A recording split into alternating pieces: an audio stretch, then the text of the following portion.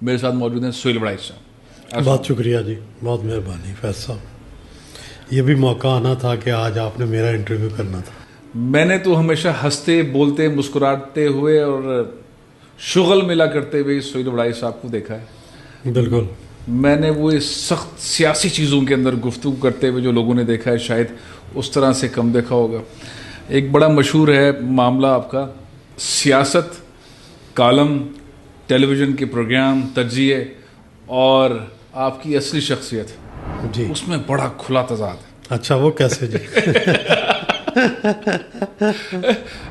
As a group editor, editorial, Jang کے column, سارے columnist کو دیکھنا, ان کو جانچنا, ان کو روکنا, ان کو سمجھانا مشکل چیز ہے.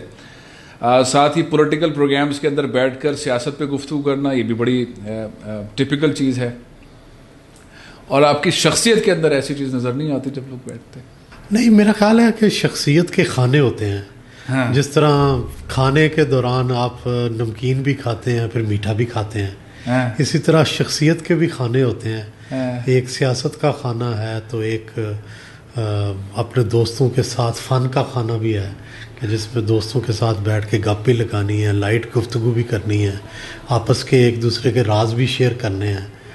ٹھیک ہے, تو یہ بھی زندگی کا ایک پہلو ہے بڑا امپورٹنٹ. مزہ نہیں آتا دوستوں کے ساتھ اگر آپ راز و نیاز نہ کریں, جس میں کئیوں کی برائیاں, کئیوں کی اچھائیاں, ہر ایک پہ کمنٹ آپ جو ہے وہ دے سکتے ہیں. تو شاید عام زندگی میں وہ موقع نہیں ملتا, دوستوں کے ساتھ وہ موقع ملتا ہے. اچھا, کیریئر کیسے شروع ہوا؟ آپ تو پڑھنے پڑھانے اور انگریزی پڑھانے والے استاد. سچ تو یہ ہے کہ میں کبھی صحافی بننا نہیں چاہتا تھا, مجھے پتہ ہی نہیں تھا صحافی کیا ہوتے ہیں. کبھی صحافی کو میں نے بس اپنے جوہر آباد میں لوکل صحافیوں کو دیکھا تھا اور وہ ظاہر ہے کوئی بڑی انسپریشن نہیں تھے. تو لیکن جب میں ایم اے کا امتحان دیا میں نے, تو سی ایس ایس کرنا تھا. تو سی ایس ایس کرنے کے لیے مشورہ کسی نے چچا کو دیا کہ اس کو اخبار کے دفتر میں کچھ دن کام کرے تو وہاں پہ کرنٹ افیئر سیکھ لے گا. تو وہ میں وہاں کرنٹ افیئر سیکھنے گیا ہوں, تو پھر وہیں کا ہو گیا. پھر اس کے بعد کچھ اور سیکھا ہی نہیں ہے.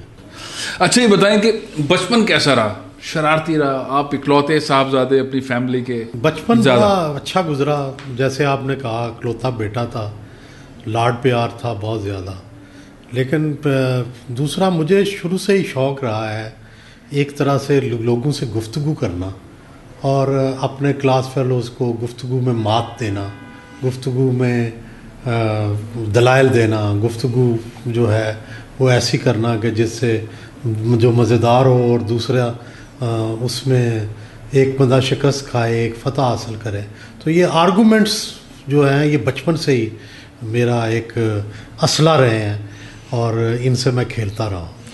اچھا, ان جو اسلحے کا استعمال خواتین پر بھی ہوا؟ جی, خواتین پر لیٹر ہوا, لیکن کالج لائف اور یونیورسٹی لائف میں بہت اس اسلحے کا استعمال کیا. اور خاص کر یونیورسٹی میں تو بہت اچھا ٹائم گزرا کیونکہ ہماری زیادہ کلاس فیلوز لڑکیاں تھیں, تھوڑے لڑکے تھے.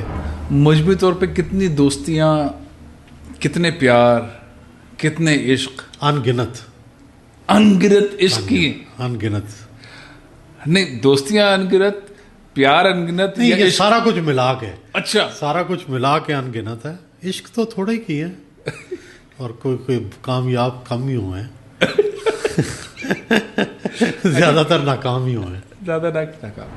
تو یہ جو فیلنگ ہے پیار کی, عشق کی بار بار ہو جاتی ہے, بار بار لڑکیوں سے عشق محبت ہو جاتی ہے. اب یہ سچ تو یہی ہے, کوئی انکار کرنا چاہے تو کر لے, لیکن میں تو انکار نہیں کرتا کہ ہو جاتی ہے. آپ اچھا چہرہ دیکھتے ہیں, آپ اچھی گفتگو سنتے ہیں, آپ کسی سے متاثر ہوتے ہیں تو آپ کا دل آ جاتا ہے, ایسی تو کوئی بات نہیں.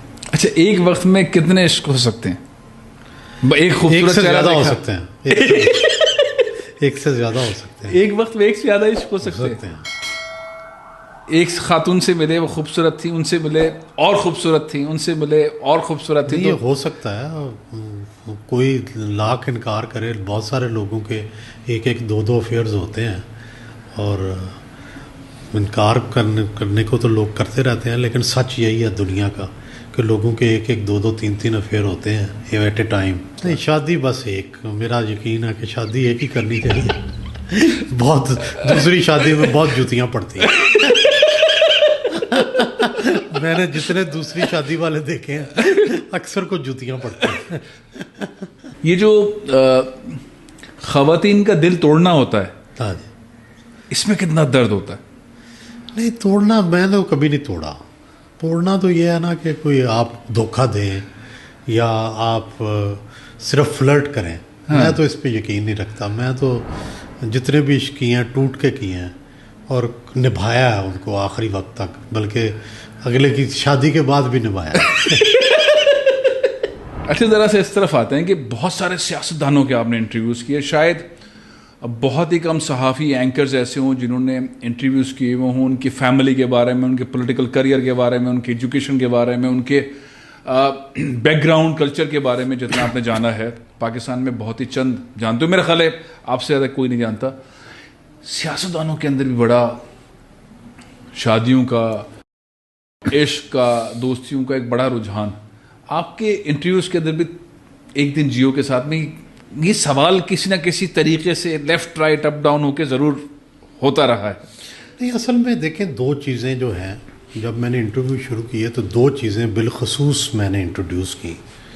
ایک تو یہ ہے کہ آپ کا جو بجٹ, سالانہ آمدنی, ماہانہ آمدنی کتنی ہے, تنخواہ کتنی ہے, آپ کہاں سے کتنا کماتے ہیں, ٹیکس کتنا دیتے ہیں.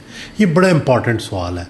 یہ اس سے ایک تو اس بندے کی فائنانشیل سٹینڈنگ کا پتہ چلتا ہے. دوسرا یہ بھی پتہ چلتا ہے کہ اس کا سٹائل آف لیونگ جو ہے کیا اس کے ساتھ وہ میچ کھاتا ہے یا نہیں. اور دوسرا یہ سوال پیار محبت والا, لو افیئر والا, یہ بھی سوال پہلے اتنا شاید کامن نہیں ہوتا تھا. میں نے اس کو کامن بنایا, اور اس کی وجہ یہ ہے کہ ہر شخص کے, کون ہے ایسا شخص جس نے کبھی کسی سے پیار نہیں کیا. میں نے تو آج تک کوئی ایسا بندہ نہیں ملا. لوگ چھپا لیتے ہیں, لیکن اکثر لوگوں کو کوئی نہ کوئی ایسا حادثہ ضرور پیش آتا ہے, کسی نہ خوبصورت حادثہ. یہ خوبصورت حادثے سے لوگ گزرے ہوتے ہیں, اور اکثر لوگ وہ یاد بھی کرتے ہیں, ان کی یاد میں وہ زندہ بھی رہتا ہے. اب اگر میں سوال یہ نہیں کروں گا تو لوگ ضرور پوچھیں گے کہ بھئی آپ نے سہیل صاحب کی آمدنی کے بارے میں نہیں پوچھا, آپ نے ان کے سیلری کے بارے میں نہیں پوچھا, آپ نے عشق کے بارے میں تو ضرور پوچھا, محبت کے بارے میں پوچھا. جی پوچھیں آپ. تو اب آپ کی آمدنی آپ کی نہیں, لاکھوں میں ہے, لاکھوں میں بہت سارے لاکھوں, بہت سارے لاکھوں, 15-20 لاکھ. تو بس یہی آمدنی ہے صاحب, بس یہی آمدنی ہے, اس کے علاوہ اور کچھ نہیں. اور زمین چھوٹی موٹی ہے, لیکن اس سے سالانہ آ جاتی ہے کچھ رقم. کون سا سیاستدان جس کا آپ نے انٹرویو کیا ہو اور سمجھتے ہوں کہ یار یہ پرسنالٹی شاید پہلے نہیں پتہ تھی جس طرح سے انٹرویو کے بعد سامنے آئی؟ یہ بہت سارے ایسے لوگ ہیں جن کے بارے میں غلط فہمیوں کا ازالہ ہوا. بہت سارے, مثلاً ولی خان صاحب کا میں نے انٹرویو کیا تو انہوں نے اپنے بچپن کے واقعات سنائے, جس میں انہوں نے اپنے والد کو مورد الزام ٹھہرایا, غفار خان کو, کہ بھئی مجھے انہوں نے میری پڑھائی پہ اتنی توجہ نہیں دی جتنی دینی چاہیے تھی. اچھا یہ بتائیں کہ آپ کی جو کریئر ہے, جرنلزم کا کریئر, زیادہ وقت جنگ گروپ کے ساتھ جی چھوڑ کر بھی گئے بیچ میں؟ جب ناراض ہوتا ہوں تو چھوڑ کے, 2 دفعہ ناراض ہوا ہوں, 2 دفعہ چھوڑ کے گیا ہوں, لیکن دل ادھر ہی اٹکا رہا. سچی جو بات ہے, مجھے کوئی دوسرا گروپ بھاتا نہیں ہے, نہ وہ کام کرنے کو دل زیادہ کرتا ہے. یہاں میرا دل لگا ہوا ہے. لوگ کہتے ہیں پیسے بڑھوانے کے لیے چلے گئے تھے دنیا ٹی وی میں. یہ سچ ہے, پیسوں کا بھی معاملہ تھا, یہ کوئی ایسی بات تو نہیں ہے. پیسے بھی بڑھوانے چاہیے, پیسے بڑھے تو میں آ گیا واپس. عہدہ بھی بڑھا, پیسے بھی بڑھے. صحافت کا مستقبل کیا دیکھ رہے ہیں پاکستان میں سوشل میڈیا کے چینج ہو رہی ہے جی صحافت. ہم جب آئے تھے تو پرنٹ جرنلزم کا غلغلہ تھا, اور پرنٹ جرنلزم جو تھی وہ رول کرتی تھی, حکومتیں گراتی تھی, حکومتیں جو تھی لاتی تھی اور حکومتیں گراتی تھی. اب نو مور, اب میڈیا, الیکٹرانک میڈیا, اور اب الیکٹرانک میڈیا سے بھی آگے ڈیجیٹل میڈیا آ گیا, سوشل میڈیا آ گیا. تو صحافت کی شکل تبدیل ہو رہی ہے. صحافت تو رہے گی, اسی طرح رہے گی, بلکہ اس سے بھی تگڑی رہے گی، ہوتی جائے گی کسی نہ کسی سورس میں، لیکن اس کی شکلیں بدل جائیں گی۔ پاکستان میں جمہوریت کو جو سپورٹ صحافت سے ہوتی تھی، اب کہتے ہیں کہ صحافت سے جمہوریت کو خطرہ ہوتا ہے۔ اب وہ ڈیجیٹل سوشل میڈیا کا آپ نے ذکر کیا، نہیں ایسا نہیں ہے، ultimately they complement each other, اور اگر جمہوریت نہ ہو تو صحافت آزاد نہیں ہو سکتی، اور آزاد صحافت نہ ہو تو جمہوریت نہیں ہو سکتی۔ صحافت کا گلا گھونٹ دیا جائے تو ون پارٹی سسٹم بن جاتا ہے، اور اگر جمہوریت کا گلا گھونٹ دیا جائے تو اس ملک میں تعفن اٹھتا ہے، اس ملک میں آزادیاں بالکل ختم ہو جاتی ہیں۔ تو میرا خیال ہے یہ دونوں سائڈ بائی سائڈ چلتی ہیں۔ اچھا، سیاسی پارٹیز کو لیتے ہیں ہم پاکستان میں، لیڈرشپ کو لیتے ہیں، آپ کے تقریباً سبھی ٹاپ لیڈرشپ کے ساتھ پروگرامز دیکھے لوگوں نے۔ اس وقت جو پاکستان کی صورتحال ہے، آپ کے نزدیک کون سا لیڈر پاکستان کے لیے نمبر 1 کہلائے گا، نمبر 2 کہلائے گا، نمبر 3 کہلائے گا، اگر آپ دیکھیں گے لوگوں کی مقبولیت کے سچی جو بات ہے کہ میری جو ذاتی پسند تھی وہ تو محترمہ بے نظیر بھٹو تھی۔ ایک زمانے میں میں ان کو بہت فالو کرتا رہا اور ان کے فلسفے پہ بھی یقین رکھتا تھا، لیکن ان کے بعد سے میرا جو سیاسی جماعتوں پر یقین ہے وہ اٹھ گیا۔ اب لائکنگ ہے، پریفرنسز ہوتی ہیں، ہر الیکشن میں دیکھتا ہوں کہ کون سی پارٹی جمہوریت کی زیادہ خدمت کر رہی ہے۔ میرا جمہوریت پر مکمل ایمان ہے، میں جمہوریت کو پاکستان کے مسائل کا حل سمجھتا ہوں، میں جمہوریت کو ایک فلسفہ، پورا فلسفہ سمجھتا ہوں، فلسفہ زندگی سمجھتا ہوں۔ تو میں سمجھتا ہوں کہ جو پارٹی جمہوریت کی سب سے زیادہ خدمت کرے میں اس کے ساتھ ہوں، اور وہ کبھی نون ہوتی ہے، کبھی پیپلز پارٹی ہوتی ہے، ابھی تک ابھی پی ٹی آئی نہیں ابھی تک بنی۔ آپ پی ٹی آئی کے ابھی تک میں نے ووٹ نہیں دیا پی ٹی آئی کو۔ پی ٹی آئی سے کیا اختلاف ہے آپ کو؟ نہیں، کوئی اختلاف نہیں ہے، پی ٹی آئی بھی جمہوری پارٹی ہے، لیکن اس کے اندر ایک فلسفیانہ کجروی ہے کہ وہ کم از کم وہ ابھی تک یہ قائل نہیں ہوئے کہ فوج کو سیاست میں مداخلت نہیں کرنی چاہیے۔ دیکھیں، کرپشن ایک بڑا مسئلہ تو ہے، لیکن پاکستان میں کرپشن ایک سیاسی مسئلہ ہے، یہ سماجی مسئلہ ایز سچ نہیں ہے۔ اس کی وجہ یہ ہے کہ میں آپ سے یہ عرض کرنا چاہتا ہوں کہ 1947 میں پہلے دن سے ہی جو تھا، پہلے پروڈا لگایا گیا، پھر ایبڈو لگایا گیا، پھر ڈسکوالیفیکیشنز آ گئی، پھر نیب آ گیا، پھر احتساب آ گیا۔ یہ ساری دراصل اپنے مخالفوں کی سیاست کو گندا کرنے کے لیے ہے۔ کرپشن پہ اتنی سزا نہیں ہوتی جتنی دفعہ یہ جیل جا چکے ہیں، جتنی دفعہ ان کو ہتھکڑیاں لگ چکی ہیں، جتنی دفعہ یہ جیلوں میں جا کے راتیں رہ چکے ہیں۔ میاں نواز شریف ہو، شہباز شریف ہو، آصف زرداری ہو، یہ سب جیلوں میں جا چکے ہیں۔ ہاں، لیکن ان کے اثاثے بھی تو ملٹی پلائی ہوتے رہے ہیں جیلوں میں رہتے ہوئے، حکومتوں میں رہتے ہوئے، اس کو کیسے اب نہیں، ان کے اثاثوں کے بارے میں آپ پوچھتے رہے ہیں اور وہ بتاتے رہے ہیں، عدالتیں ہی انہیں بری کرتی رہی ہیں۔ آپ نے یہ دیکھے نا، زرداری صاحب بھی عدالتوں کے ذریعے بری ہوئے ہیں، اور میاں شہباز شریف بھی عدالتوں کے ذریعے بری ہوئے ہیں۔ عمران خان کا جو نیریٹو ہے وہ کہاں کھڑا ہوتا ہے کہ یہ 30 سال سے چوری کر رہے ہیں، ان کا پیسہ باہر ہے، انہوں نے بچے باہر رکھے ہوئے ہیں، یہ نہیں، عمران خان کا نیریٹو مڈل کلاس کو بڑا بھایا ہے، لیکن ضروری تو نہیں کہ وہ سارا سچا ہو۔ یہ صحیح ہے کہ ان کے نیریٹو میں کچھ حقیقتیں ہیں، سب سے بڑی حقیقت تو اس میں نیریٹو میں یہ تھی کہ وہ تبدیلی چاہتے تھے۔ دیکھیں، کرپشن میں ان کے دور میں ہی لوگوں کو رہائی مل گئی، جتنے لوگ انہوں نے گرفتار کیے تھے ان کو نیب نے اور کرپشن کے جو ادارے تھے انہوں نے ان کے دور میں ہی رہا کر دیا سب کو، تو اس کا مطلب ہے سب کا چھٹکارا ہو گیا۔ تو اس کا مطلب ہے کہ یہ سارا میک اپ تھا، جھوٹ تھا۔ اچھا، پارلیمنٹ قائد اعظم کے ایک لیٹر کا، ڈائری کا ذکر ہوتا ہے جو ڈاکٹر عطاء الرحمان صاحب لے کر آئے، اور پھر وہ کورٹ میں بھی کسی طریقے سے چلا گیا۔ عمر عطا بدیال صاحب نے وہ ساری اپلیکیشنز کو ملا کے فارغ بھی کر دیا، لیکن بار بار آتی ہے کہ presidential form of government Pakistan کے لیے سوٹ کرتی ہے۔ عمران خان صاحب کچھ وقت کے لیے وزیر اعظم رہے، انہوں نے کوشش کی کہ اسی ماڈل کے اوپر آگے لے جایا جائے۔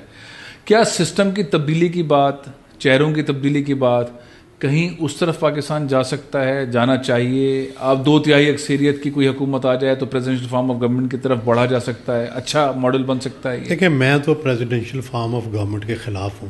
اس کی وجہ یہ ہے کہ یہ ہم ٹرائی کر چکے ہیں، فیل ہو چکا ہے۔ دوسری بات یہ ہے کہ قائد اعظم نے جو سسٹم بنایا ہے اس پہ کیوں نہ یقین رکھا جائے، جو ان کی ایک کاپی میں لکھا ہوا ہے اس پہ کیوں یقین کیا جائے، جو انہوں نے خود بنایا وہ پارلیمنٹری سسٹم تھا، خود انہوں نے وزیر اعظم اپوائنٹ کیا، خود انہوں نے یہ پارلیمنٹری سسٹم جو ہے یہ سارا بنایا پاکستان کا. وہ چاہتے تو اس وقت پریزیڈنشل سسٹم بنا دیتے، انہوں نے نہیں بنایا. کبھی انہوں نے اسپیچ میں نہیں کہا، کبھی کچھ نہیں کہا. ایک ڈائری میں کہیں لکھا ہوا ہے، پتہ نہیں وہ گمنام سی ڈائری ہے، اس پر بھی لوگ شک کا اظہار کرتے ہیں کہ وہ ڈائری بھی اصلی ہے یا نہیں ہے. صدارتی نظام ان ملکوں میں ہوتا ہے جہاں ایک ہی مذہب کے، ایک ہی قومیت کے لوگ ہوں. یہاں کئی قومیتوں کے لوگ ہیں. یہاں اگرچہ مسلمان بہت زیادہ ہیں اور باقی لوگ ہیں، لیکن ان لوگوں کی بھی نمائندگی پہ نہیں رہے گی. صدر تو پھر میجارٹی میں سے ہمیشہ ہوگا. اچھا، بہت دنیا گھومتے ہیں، اکثر ممالک کے اندر ایڈمنسٹریٹو یونٹس یا صوبوں کی تعداد پاکستان کے مقابلے میں بہت زیادہ ہے. میرا خیال ہے کوئی بڑھانے میں کوئی حرج نہیں ہے. کتنے ہونے چاہیے صوبے؟ میرا خیال ہے جتنے ڈویژن ہیں اتنے صوبے ہو جانے چاہیے. 28 ڈویژنز ہیں، کوئی حرج نہیں ہے. اگر اس سے ایڈمنسٹریشن ٹھیک ہو سکتی ہے، گورننس. آپ کہہ رہے ہیں پاکستان میں 28 صوبے بنا دیے جائیں؟ میرا خیال ہے کہ گورننس اگر بہتر ہو سکتی ہے تو کرنے میں کیا حرج ہے. یہ آپ نے کبھی بات زرداری صاحب سے، میاں صاحب سے، عمران خان سے اور فوج کے لوگوں سے ڈسکس کی ہے؟ نہیں میں نے نہیں کی. لیکن دوسرا ایک پرابلم ہے، ایک تاریخی بھی پرابلم ہے. تاریخی پرابلم یہ ہے کہ پنجاب، سندھ، بلوچستان اور خیبر پختونخوا یہ تاریخی صوبے ہیں. تاریخ میں ان کا ایک مقام ہے. یہ صرف ایڈمنسٹریٹو یونٹ نہیں ہے، تو ان کا جو تاریخی مقام ہے وہ بھی ضائع نہیں ہونا چاہیے. آپ ایڈمنسٹریٹو یونٹ بنا لیں، لیکن ان کا تاریخ میں جو ایک رول ہے اس کو کیسے ختم کریں گے؟ آپ کو پنجاب کے اندر 8 صوبے بنا لیں، 9 بنا لیں، لیکن پنجاب وہ کہلائیں گے تو پنجاب ہی نہ. یہ جو صحافیوں کے اندر لفافہ، پلاٹ، کرپشن، اس کا فروغ ہوا ہے پاکستان میں، اور ٹکا کے ہو رہا ہے. پہلے تو خیال ہے کہ کوئی فروغ بہت زیادہ نہیں ہوا. یہ ایسے ہی یہ بھی ایک الزام ہے. اس کی وجہ یہ ہے صحافی خود ذاتی طور پہ امیر ہو گئے ہیں. جب وہ امیر ہوئے ہیں تو انہیں لفافے کی ضرورت نہیں رہی. کون سے صحافی امیر ہوئے ہیں؟ سارے الیکٹرانک جرنلزم کے لوگ تو امیر ہوئے ہیں نا. وہی جو بڑے نام ہیں وہ تو سارے امیر ہیں. ٹھیک ہے، تو بڑے ناموں کو ساتھ ہی لفافہ لگتا ہے، چھوٹوں کو کون دیتا ہے؟ باقی جو چھوٹے ہیں ان کو دیتا کوئی نہیں، اور بڑے جو ہیں ان کو لینے کی ضرورت نہیں رہی. تو بات تو بڑی واضح ہے. آئندہ 5 سال پاکستان کے کتنے خوبصورت ہوں گے؟ میرا خیال ہے بہت اچھے ہوں گے. ٹی وی ٹائپ کریں، گوگلی نیوز کے پیج پر سرخ رنگ کے سبسکرپشن والے بٹن پر کلک کرنا نہ بھولیے. یوٹیوب پیج پر اپلوڈ ہونے والی ویڈیوز سے باخبر رہنے کے لیے بیل آئیکن پر کلک کیجیے. آپ کو ہر نئی ویڈیو کے بارے میں نوٹیفیکیشن موصول ہو جائے گا.